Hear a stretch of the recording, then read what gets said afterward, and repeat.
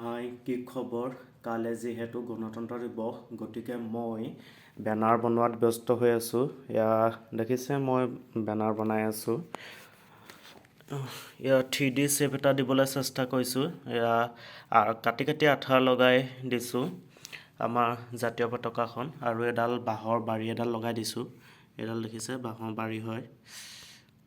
Colour কৰি পেলাই আঠা লগাই দিছোঁ, আৰু এইবিলাক কাটি কাটি পেলাই হেপী ৰিপাব্লিক ডে' লিখিবলৈ থৈছোঁ। আঠা লগাই দিম, পিছত মই কমপ্লিট হ'লে সম্পূৰ্ণ দেখাম আৰু ভিডিঅ'টো। মই ৰাতি বনাই আছোঁ, এইবোৰ অৱস্থা নাইকিয়া হৈ আছে ৰুমটো। আৰু মই এইবিলাক কাম কৰি বহুত ভাল পাওঁ। সৰুৰ পৰাই মানে এইবিলাক ধৰক পেপাৰ কাটিং হওক, কিবা ছবি অঁকা, আৰু মানে বাঁহৰ বস্তু যিয়ে নহওক মানে এইবিলাক কৰি মই বহুত ভাল পাওঁ সৰুৰ পৰাই।